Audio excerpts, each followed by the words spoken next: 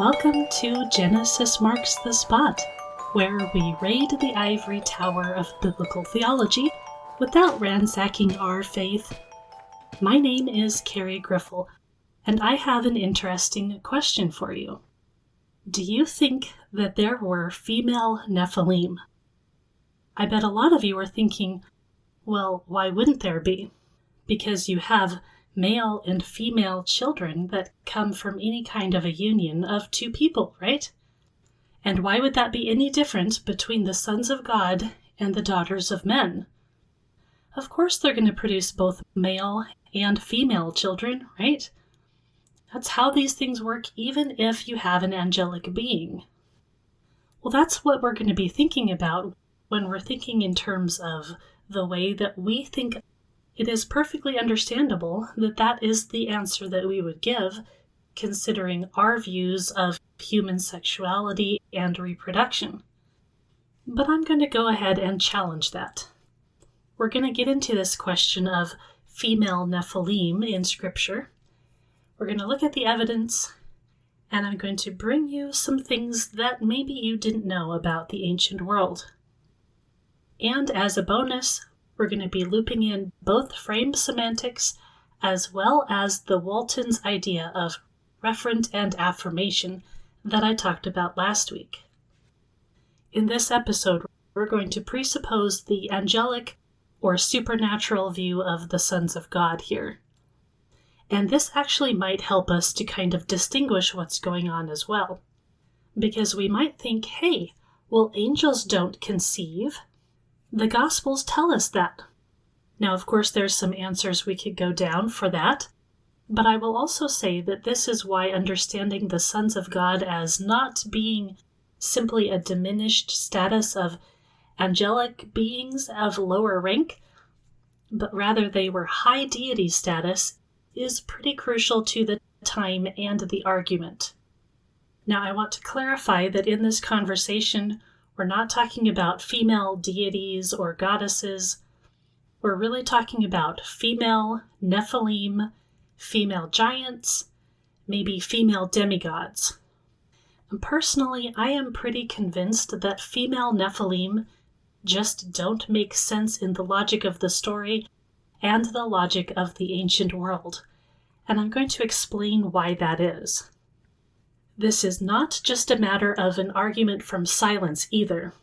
Simply because we don't have texts that mention any female Nephilim or female giants, we might think, well, that doesn't mean that there weren't any. But I don't think I'm making an argument from silence, even though that might sound like what I'm doing. I am arguing from a positive stance of real evidence of ancient thought. The evidence I'm going to bring up is contextually meaningful to the story. We know an awful lot about at least how some people understood the conception and sexual gender.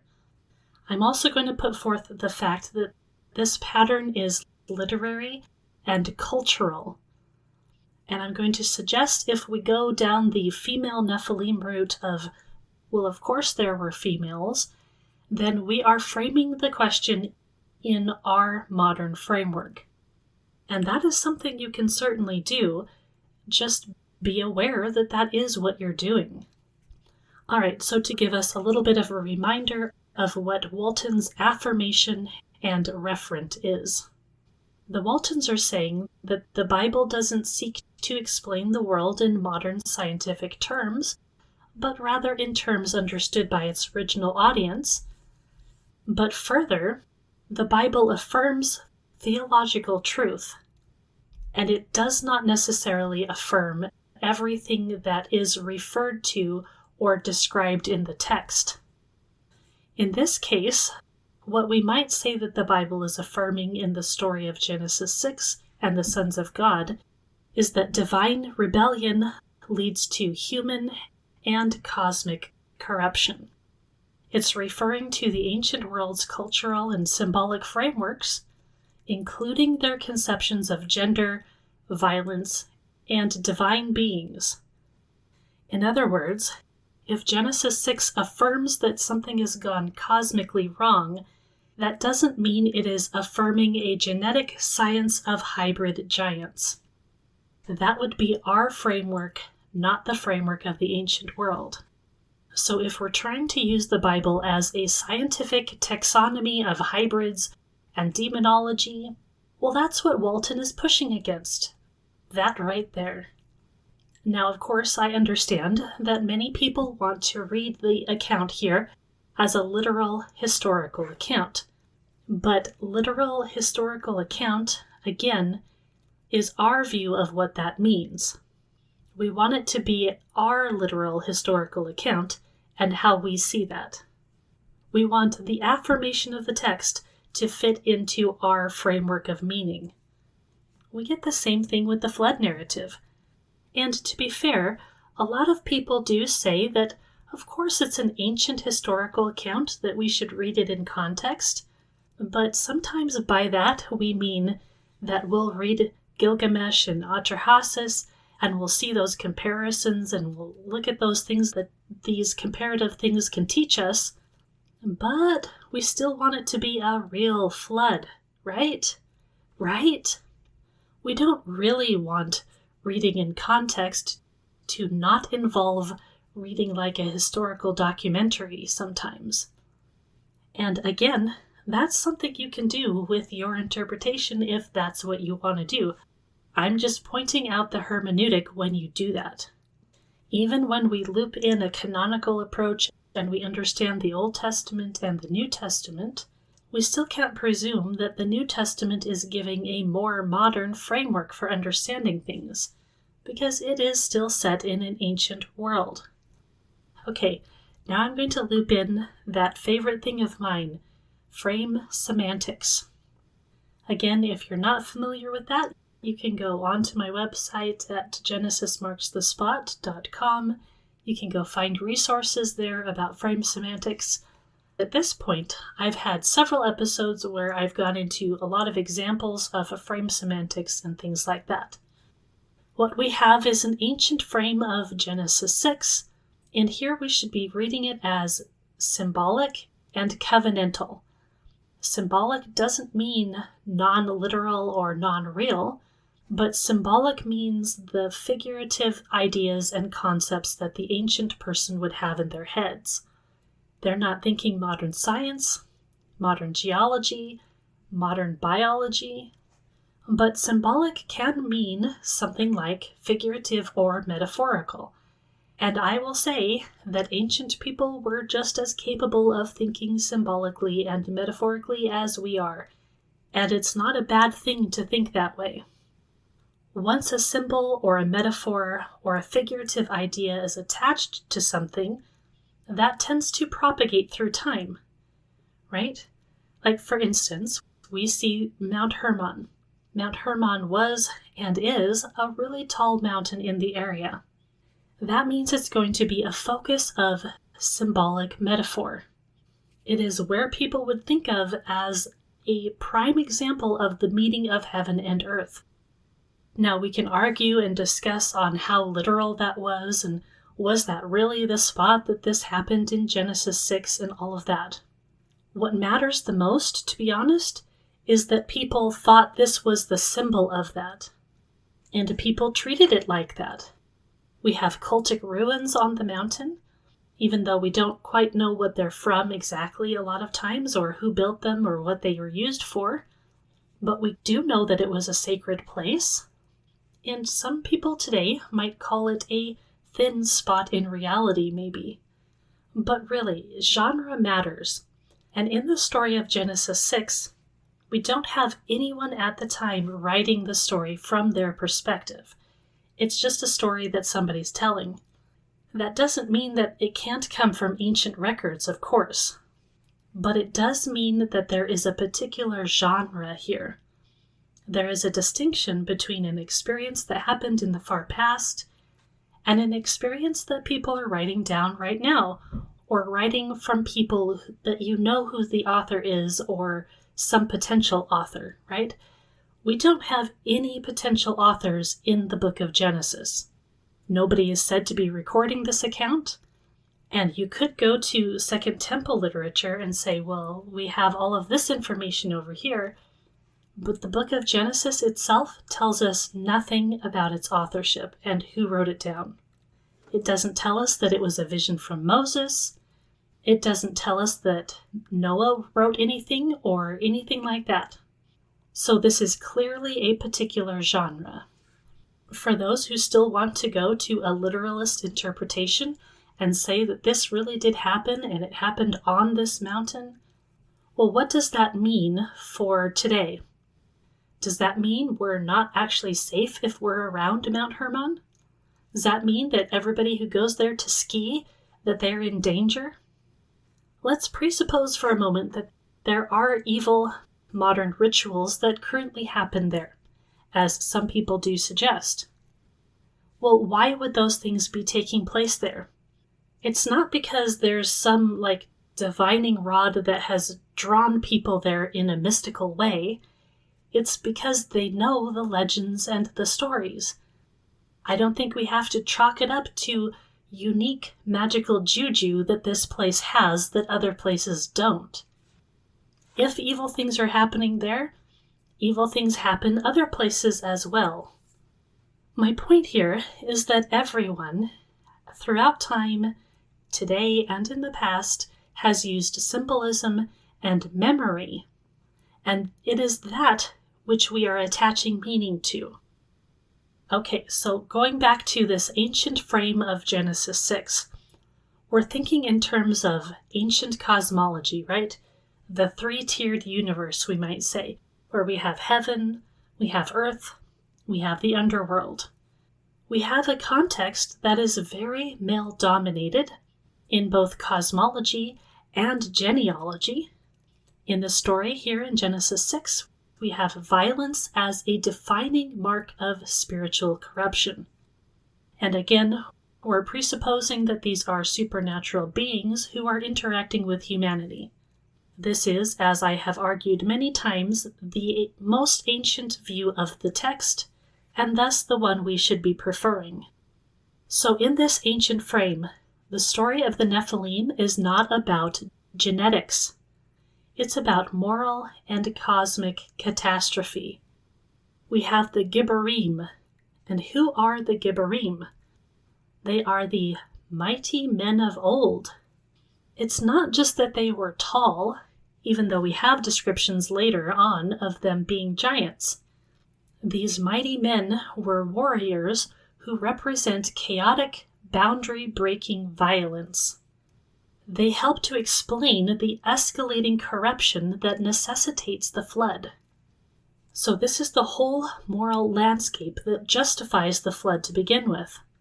So the Nephilim serve as cosmic symbols of spiritual rebellion, rather than how we might see them in a modern frame as a hybrid race that involves spiritual and human DNA.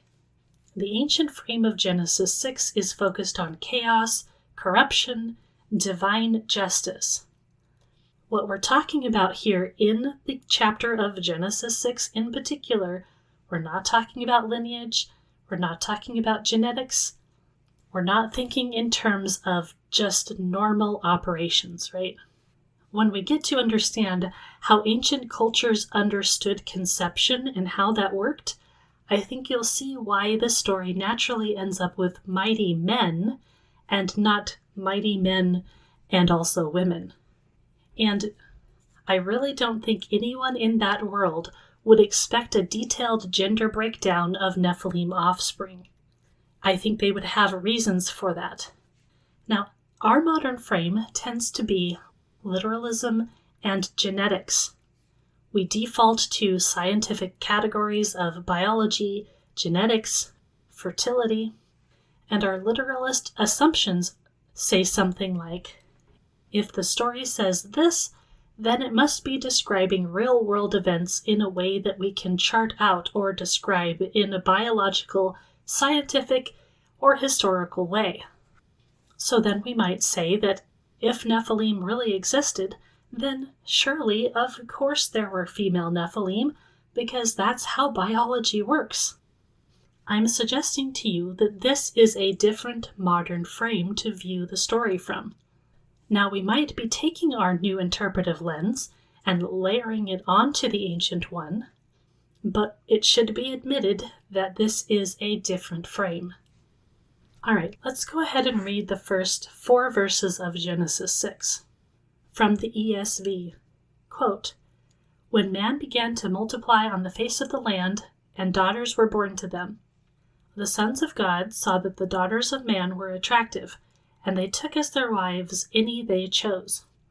Then the Lord said, My spirit shall not abide in man forever, for he is flesh, his days shall be 120 years. The Nephilim were on the earth in those days, and also afterward, when the sons of God came into the daughters of man, and they bore children to them. These were the mighty men who were of old, the men of renown." End quote. In this interpretation, we have Nephilim and mighty men, and those are parallel. In the Second Naked Bible Conference, Tim Mackey actually did a nice little breakdown of this verse and showed how it's a little bit of a chiasm. And that is actually what convinced Tim Mackey of Dr. Heiser's proposal about this chapter. You can actually see it in the Hebrew. So if the Nephilim are described as mighty men, well, there's a reason for that. What we have here in these verses is some very masculine-coded language. The sons of God and the daughters of men. Don't forget that. Women are seen as daughters of men, not just women on their own, right? So the daughters of men seem to be passive recipients here. The offspring are described as Nephilim, Gibborim, men of renown. So the story is presenting a gendered narrative on both ends. We have the divine sons of God with human females who are daughters of men, and this results in male offspring, Nephilim, Gibborim, the men of the name. This whole story is the explanation of why the pre-flood world spiraled into disorder. Let's go ahead and look at this term, Gibborim, in the Hebrew. One of the uses is with David's mighty men. We see this in 2 Samuel 23 and 1 Chronicles 11. These are the elite warriors in David's army. They're celebrated for their valor, for slaying Philistines, and for protecting the king. Some of them are known for single-handedly killing hundreds in battle. So even righteous warriors can be described as Gibborim, but it's clearly a term that's linked to violence and warfare here. Of course, we have Nimrod in Genesis 10. He is the first named Gibbor. And so people think, oh, well, that must mean he was a giant. But again, in the context of Genesis 6, where we don't have any description of height, remember that. I know that we're going to go the giant route. We're going to talk about height and all of that kind of thing. And there's reasons for that, right? That we have the Septuagint version of Genesis 6, and it puts the word giant in. And when we are thinking of giant, we're thinking of height, aren't we? But keeping to the text of Genesis itself, we should be thinking about powerful, mighty warriors. So Nimrod becomes the prototype here of a powerful ruler, possibly tyrannical. He builds major cities. We have connections with Babel, Nineveh. There's associations of empire and control. Jewish tradition links Nimrod to rebellion against God with the Tower of Babel incident. Okay, so clearly we have the context of warrior. So just from what we have in Genesis with the Nephilim and Nimrod, we have the idea of conquest here, right? And perhaps political power. You're really not getting an empire without military conquest, okay? That's just part and parcel of all of that. Now, Gibborim shows up in other places in the Old Testament. We have it in military and apocalyptic contexts. You can go to Jeremiah 46:5. This is in the context of the Egyptian army. They're mighty men, the Gibborim. We have it in Ezekiel 32, verse 27. We have fallen warriors in Sheol. In Joel 3, verse 9. Again, a military context. There's a lot of emphasis here on warfare, even downfall, and eschatological judgment. The Gibbor seems to be a warrior archetype. Proverbs 24:5 uses the word geber. In the ESV, Proverbs 24:5 says, quote, "A wise man is full of strength, and a man of knowledge enhances his might." End quote. You go on to verse 6, and it says, quote, "For by wise guidance you can wage your war, and in abundance of counselors there is victory." End quote. This term is even applied to God in Isaiah 9, verse 6. And that is, of course, a prophecy for Jesus. Now, there's certainly an undercurrent of the idea of the giants here as well. The Gibborim and the giants have a really strong connection, but that doesn't mean they're the same exact thing. And what we don't have in Genesis 6 is a description of really tall people. We have a description of mighty warriors. That is kind of the focus we should be thinking about here. Strong men who are going to achieve victory because they are so powerful. So really, what does the term Gibborim signal to us in all of these contexts? There's primarily the idea of military strength and heroic status. We have great physical prowess, violence, possibly even leadership. And of course, it could be morally ambiguous. Just because you're a Gibbor doesn't mean that you are evil.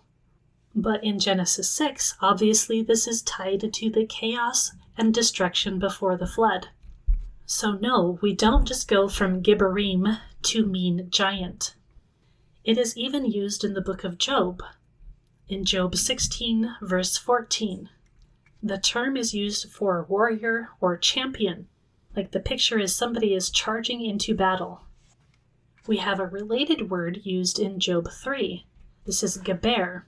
It's the same root as Gibbor, but it's a different word form. And it does mean male human, and it emphasizes the masculinity. Perhaps not the warrior aspect here, but definitely the idea of a strong male. So again, not to beat the point, but really we need to be attuning to the idea of strength here and power. Now that is easily seen or thought of when we think of a really tall man, right? Or a tall warrior. They're going to be a little bit scarier in battle because if you're not that tall, you have a disadvantage. Again, we have no female counterpart in Genesis 6, nor do we have any female counterpart in any stories that are similar in the ancient world, at least until you get to Greek mythology. There you do get some female demigods, but they are not in the context of war.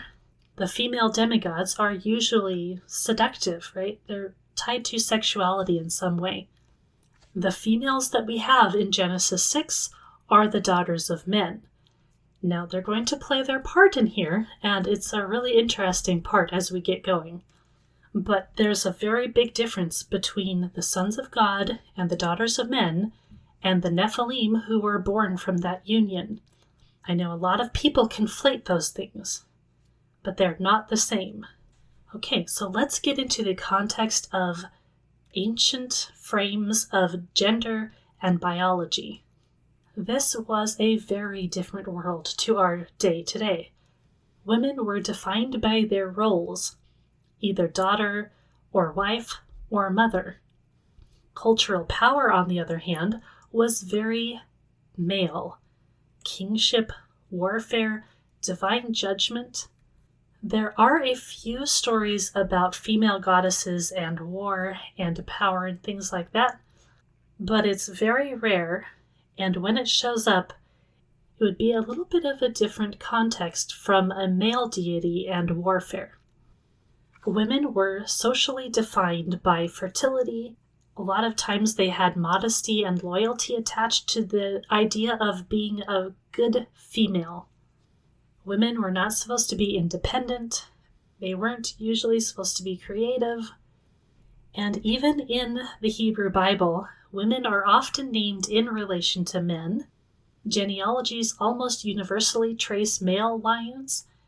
And when women are named, it's often because their story directly intersects with God's covenantal plan, usually through childbirth. Now, that doesn't dismantle a woman's power or say that women are necessarily powerless or that they couldn't do anything. I do think that the Hebrew Bible presents women in a different light than the majority of the ancient world. But it remains the case that women's roles and women's power are presented in different ways than men, almost universally. Now, there are some exceptions, of course, but the exceptions are really prominent because they are exceptions. The Bible presents women as being very essential and powerful in their own way, but they just don't have that centrality in public narratives of power and violence and chaos. And those are the domains where the Nephilim function. Now, that's not entirely the case. Women do have some chaotic power, and we'll talk about that. But again, it's not in the same framework as what we have with the Nephilim. The major center of power and idea of dominance is generally military and often associated with empire or kingship or tyranny, things like that, right? For ancient Near Eastern people, kings were the image bearers of the gods. Of course, in the Bible, we have that turned on its head. We have all of humanity as the image bearer of God. But outside of the Hebrew Bible, it was only the king. That's why we have Egyptian pharaohs the way they are. That's why Mesopotamian kings talk about themselves as they do. And even the religious cults in pagan worship really centered around kingship as well as the priesthood. Rulership was basically masculine, and there were almost no female rulers in Israel's narrative, although, again, there are exceptions, and some of those are not good exceptions. Okay, but where do women come in with power and dominance and kingship? Because it wasn't the king and his wife, the queen, who ruled together. Instead, rather than a king and a queen, we have a king and a queen mother.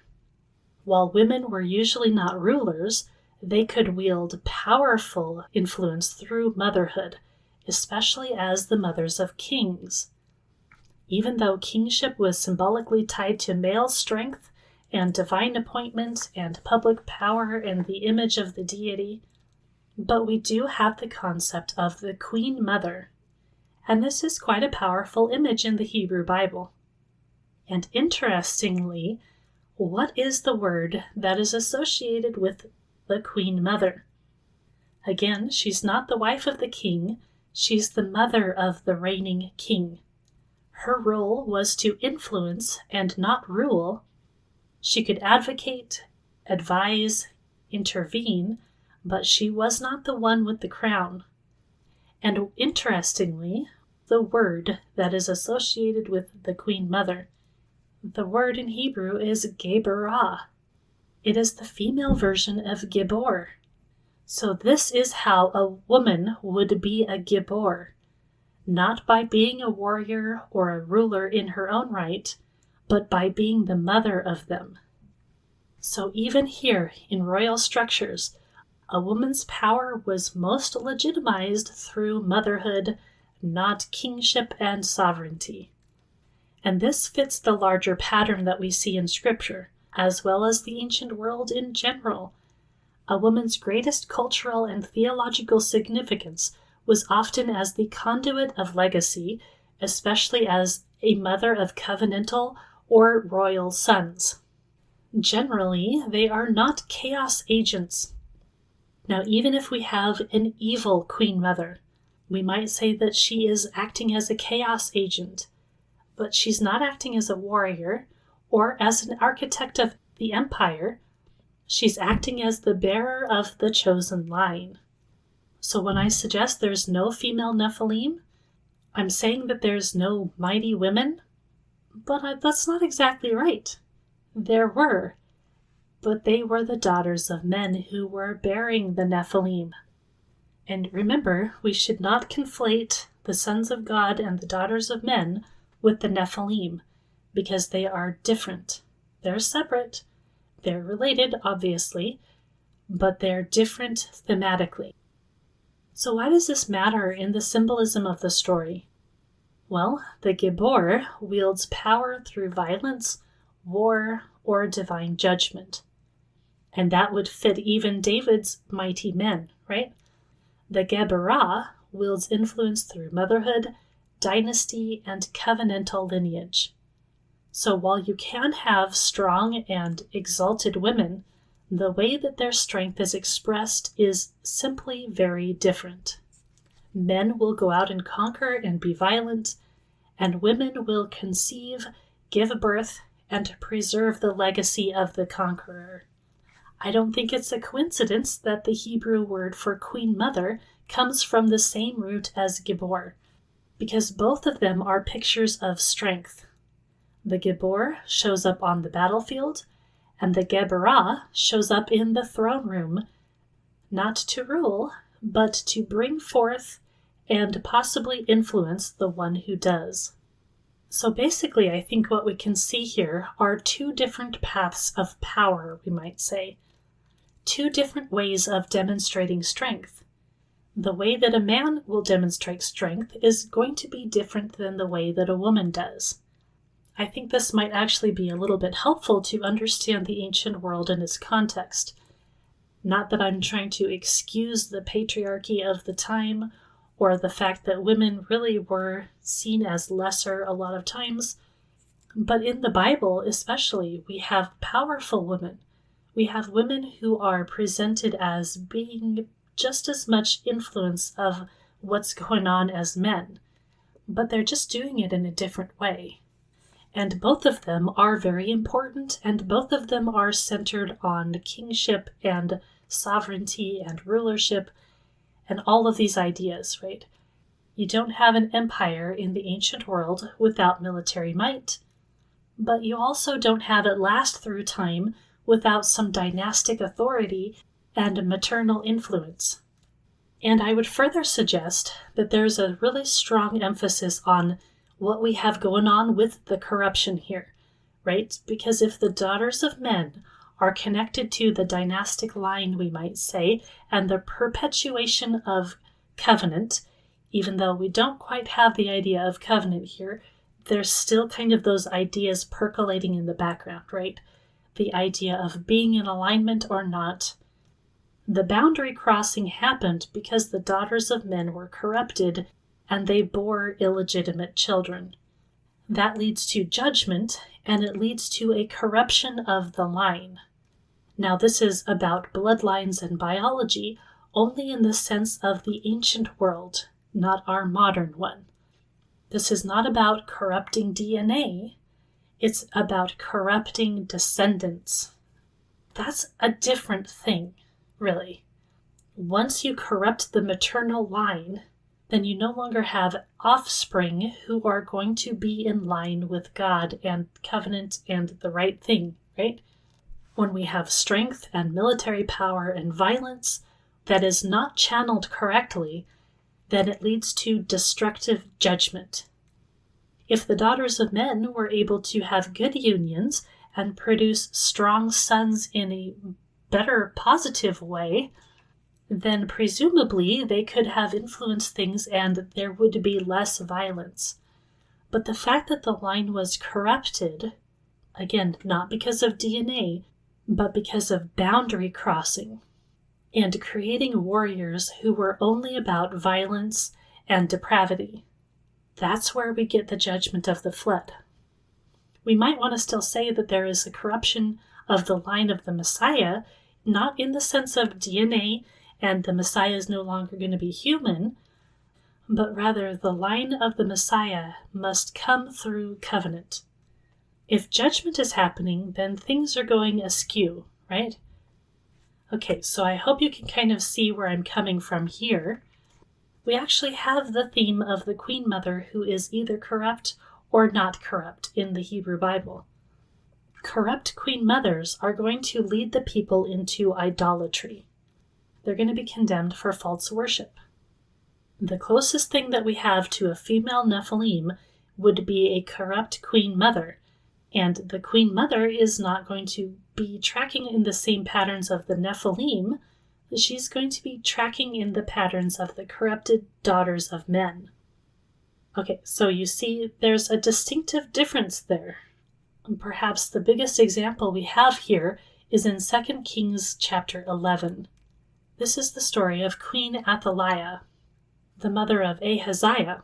2 Kings 11 tells us that her son dies, she rises up and destroys the royal family. She kills her own grandchildren, she seizes the throne herself, and she rules for 6 years until she's finally overthrown by a priestly rebellion that restores the Davidic line. So this is an image of a queen mother gone full chaos agent. She blends royal legitimacy with bloodlust and apostasy both. So my point here is if the Gibborim, or the Nephilim, of Genesis 6 were men of rebellion and power-grabbing, Athaliah is the female mirror of that. She doesn't uphold the covenant, and she tries to annihilate it, but she is the image of the daughter of men rather than a female Nephilim. Now, of course, you might think that I'm just splitting hairs here. But remember our question. We're asking if there's female Nephilim, and if the closest female match to a Gibbor from Genesis 6 is a queen mother, well, that is more in line with the pattern of the daughters of men rather than the Nephilim. There are some other examples, but I will just encourage you to go yourself into Scripture and look at this theme of the Queen Mother. I think that is something that a lot of Protestants especially have not looked very carefully at. Alright, I actually don't want to end this episode without talking about ancient theories of conception, because this is really interesting. There's a lot of information I can give you, but I'm just going to hit on a few highlights. Now, here's the point I want to make with this. We tend to see reproduction as this biological process, right? As of course it really is. When we think of boys and girls being conceived and born, we have very definitive ideas about how that happens. It's a biological process that generally we don't control. But this is not how the ancient world thought of it. They had explanations as to why you had either a boy or a girl too. Those explanations seem very strange to us, to say the least. In fact, you might have heard that it is really strange that Genesis talks about the seed of the woman, because generally in the ancient world, women were not seen to even have seed. That was something that men had.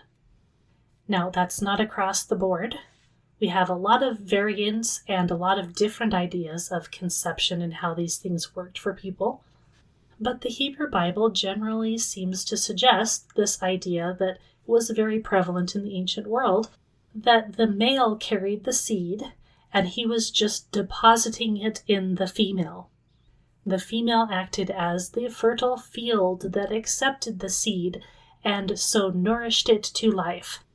But she wasn't contributing to the seed herself. Now, here's a really interesting idea that they had. The rite of circumcision. A lot of people wonder why that's such a big deal and why it is a sign of the covenant with Abraham.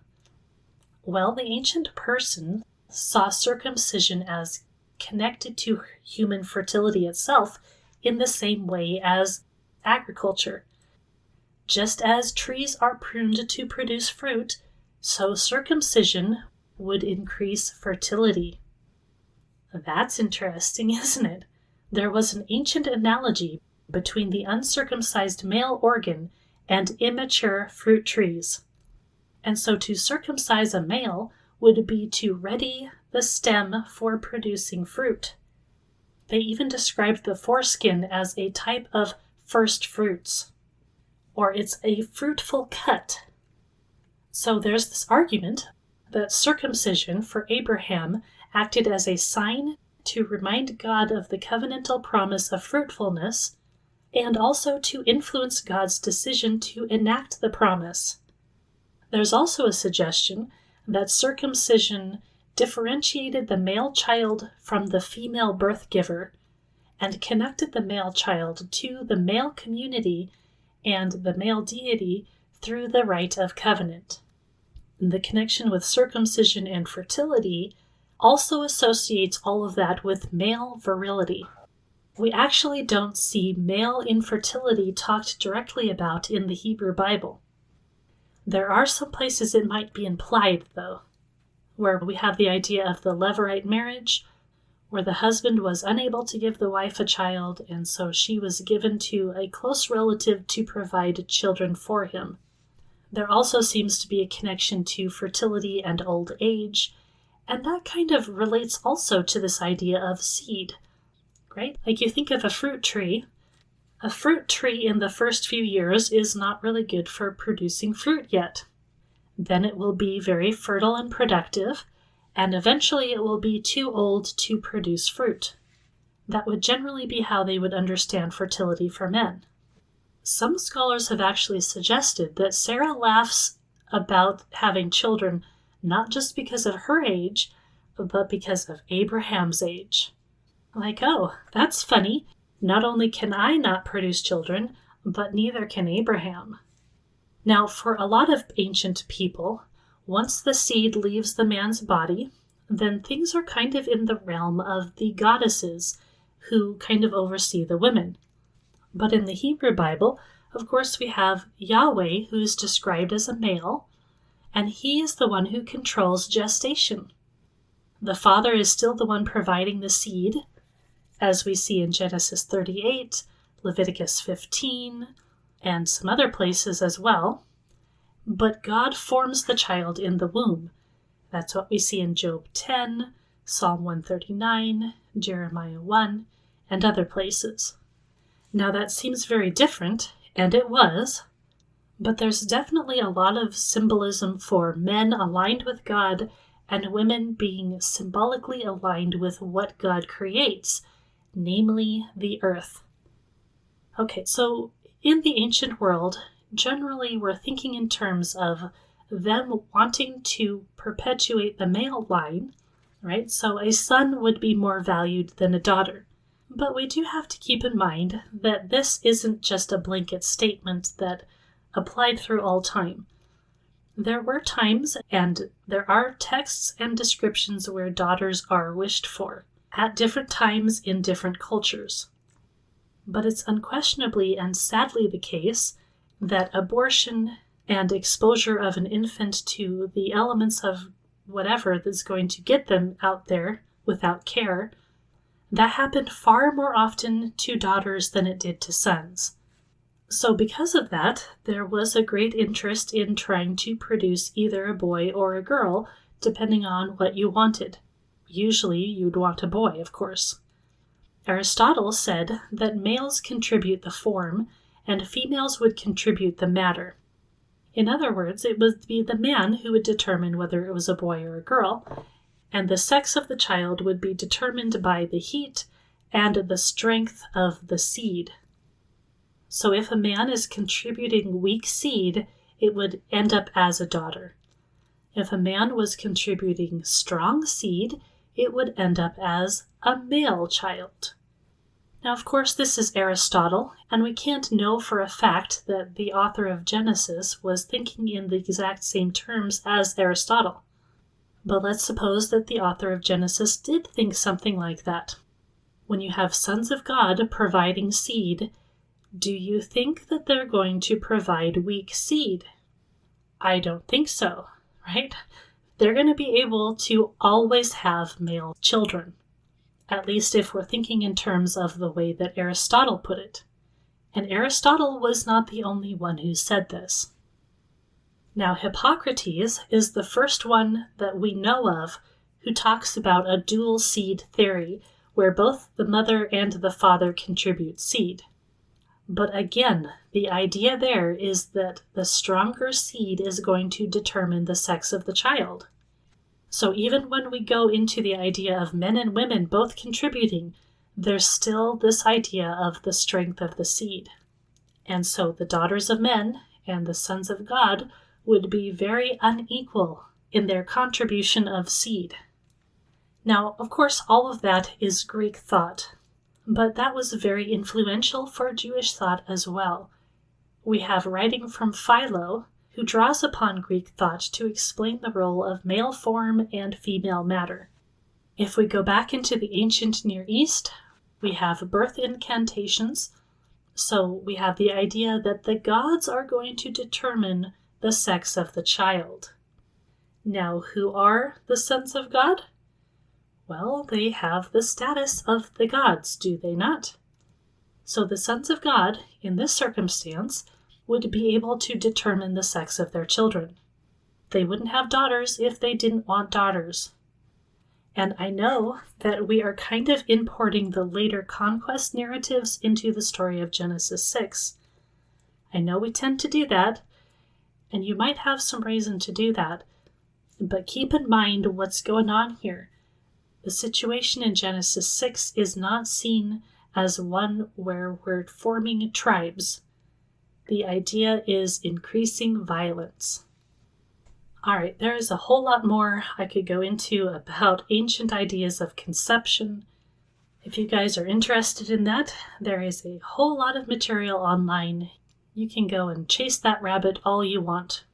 But I trust you can understand how I'm getting at my conclusion here. Female Nephilim, or giantesses, would be an irrelevant disruption to the narrative.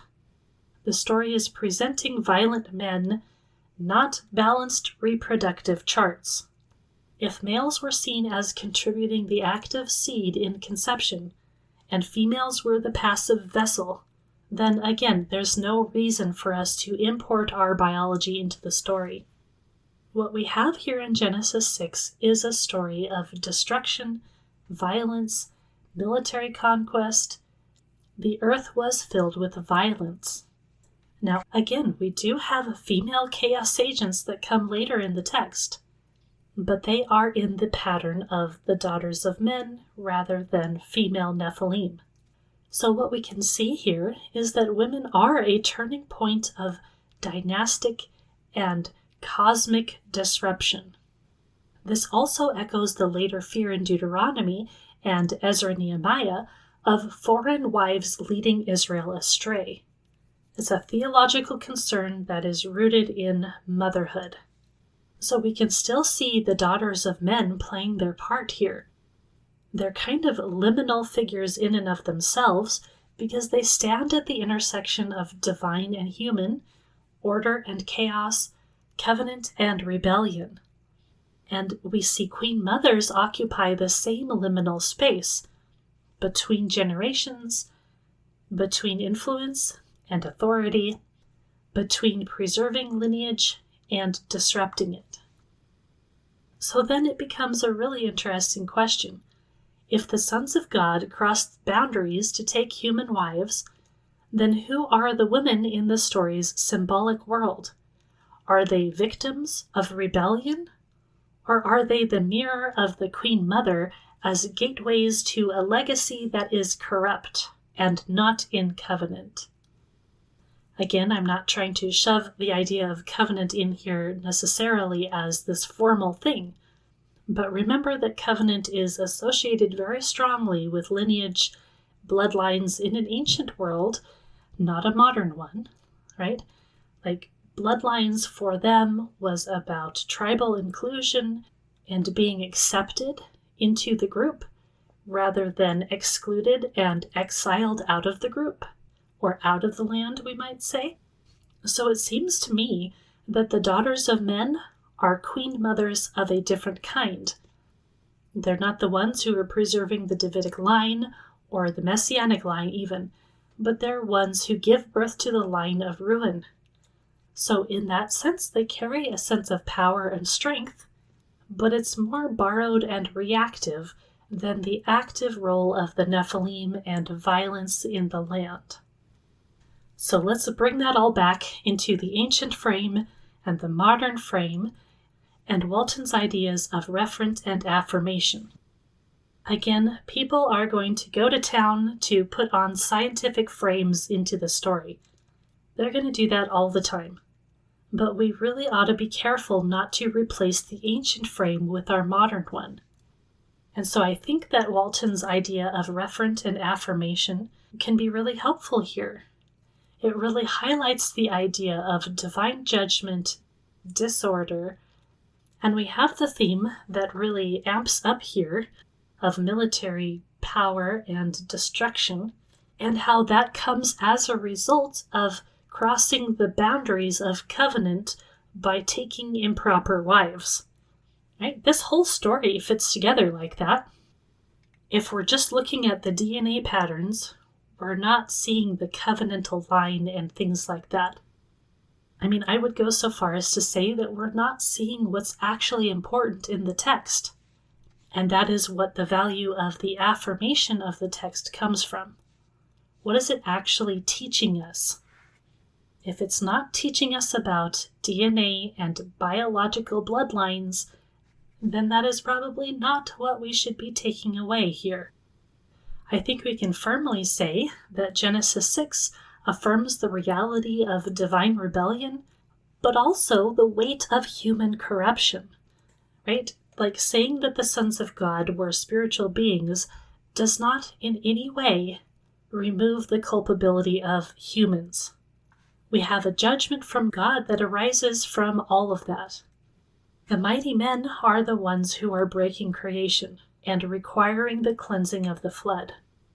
Now we can certainly ask about female Nephilim, but we're asking that from a different world, from entirely different categories.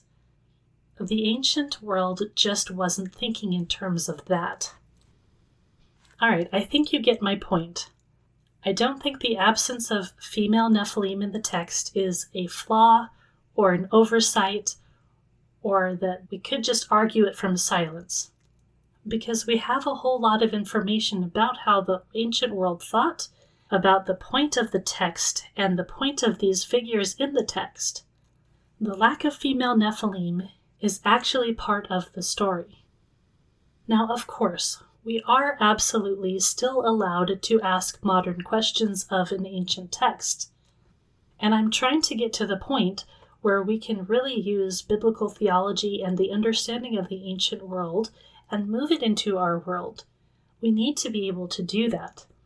What we shouldn't do is just ignore that ancient context, though. What it gives us are the literary echoes, the Second Temple expansions, these amazing deep dives into ancient science. And when we do that, we see that their world is so very different from ours. And again, I just think that Walton's ideas of referent and affirmation can be very helpful in our search for that. We can still use words like bloodlines. It just doesn't carry the same meaning in the ancient world as it does today. We need to let the ancient frame speak, even if that's disturbing and unsettling and frankly very weird to us. Our modern questions may not get answered in the ways that we want, and we have to kind of be okay with that. The flood didn't come because genetics got weird. It came because the world got violent. All right, I will end here for now. I hope you guys enjoyed this episode. Actually, it was only going to be a blog post until I started researching it and realized just how much there was. And I said, well, guess we're doing a whole episode about this instead of just a measly little blog post. I'll still probably write the blog post, though. You can go onto my website at genesismarksthespot.com, where I do have a section for my blog there. And unfortunately, it's not like another kind of blog where you can sign up for it and get like daily updates when I post there. But what you can do is you can sign up for my newsletter. So on my homepage, or most every page, you will see a little part there that gives you the option to put your name and your email address in. You can sign up there, and I do send out a weekly newsletter, and I include links to my blog posts there. So that's one way you can keep track of all of that if you're not on Facebook and things like that. Also, the last few weeks I've been talking about my biblical theology community that I've just started, and I would really love to have you join me there. We are trying to take biblical theology and understanding all of these crazy things about the Bible, and we're trying to get into practical application, whatever that means for us. And I'm hoping to create a community that is free of the normal Facebook distractions of things like ads and all of the things that go on with Facebook. So come on into my community. I'm just starting a new monthly theme that I hope everybody will be enjoying. If you've ever wondered how I read as much as I do and get through all of the content that I do to produce the stuff that I do, this month's theme should actually help you out with that. So come and check that out if you want. You can find it at onthisrock.com, but you have to hyphenate between all of the words. So it's on this rock with hyphens between the words .com. Come sign up and say hi. I'd love to see you there. Let me know what you guys think of this episode. Let me know if I didn't convince you that there are no female Nephilim.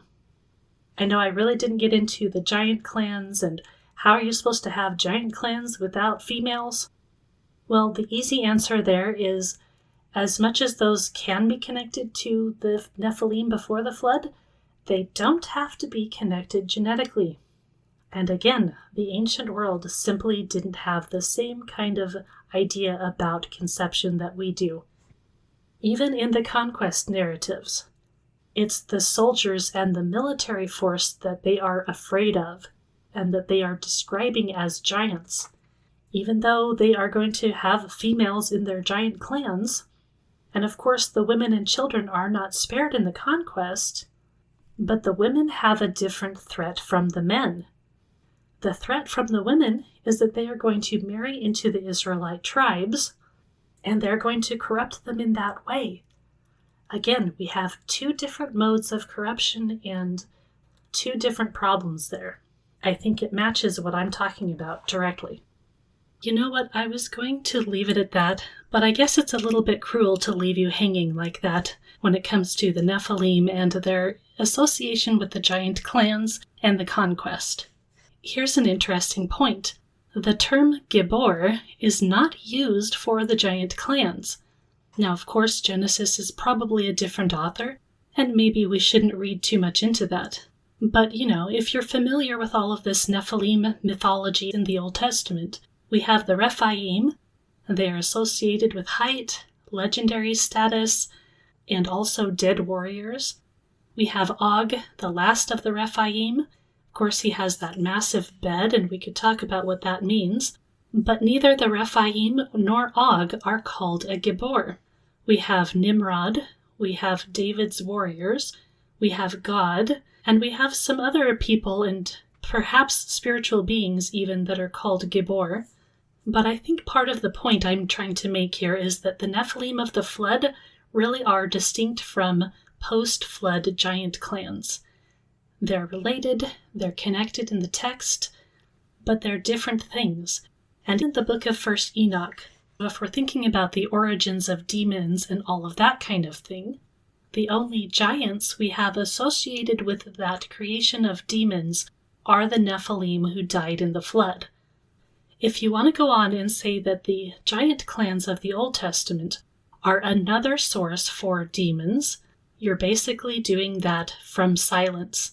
We don't have any description of that actually being the case. So the question of, is Goliath now a demon? Nothing tells us that he would be. We have the term Nephilim in Genesis 6. We also have it in Numbers 13.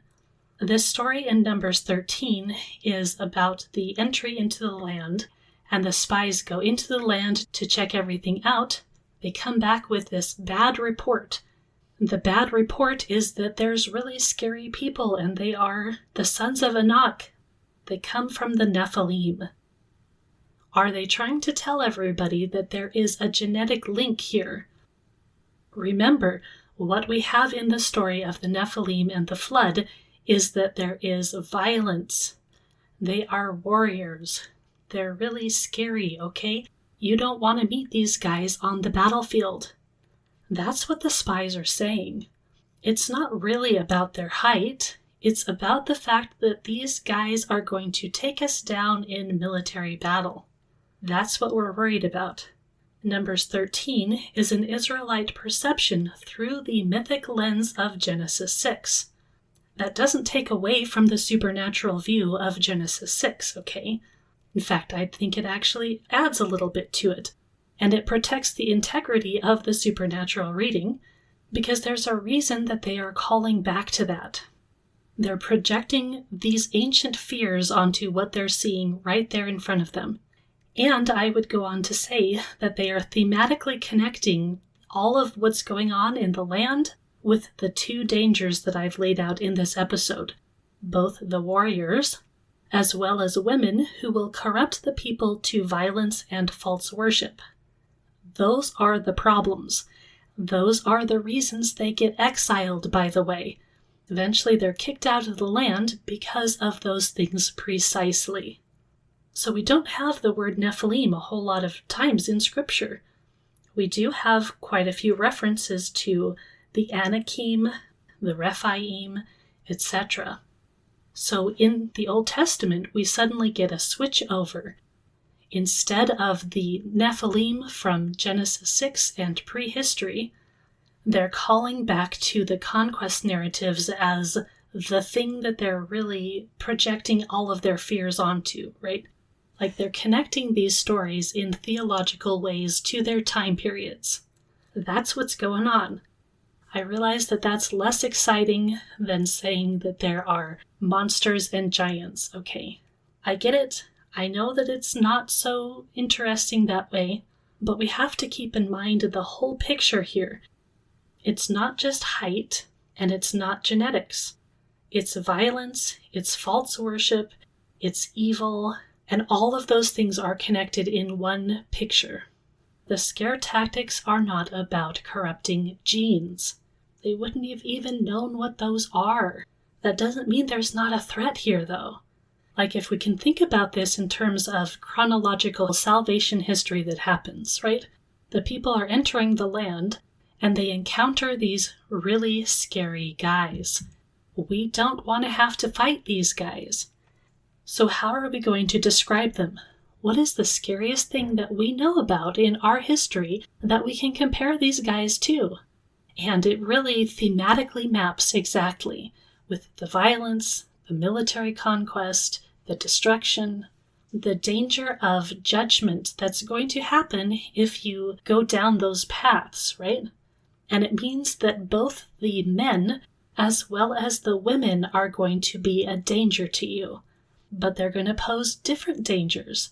It's not the same thing, right? It's not that you're going to be scared of the giantesses of the land who are really evil. The problem with the women is that they are going to bring you into false worship of their gods. And when false worship happens, then what you end up with is a violent people because you're not in relationship with the loving God. You're in relationship to other deities who are violent and who will only want to get their way through power-hungry means. I think this is a very powerful image of the contrast between what Yahweh can give you and what false worship can give you. So I don't think that's lessening the story in any way. It's certainly not lessening the threat. And again, I understand that it's a little more comfortable, actually, to think about monsters and cryptids and giants and magical things and all of these kinds of ideas versus thinking about real-world military threats and violence.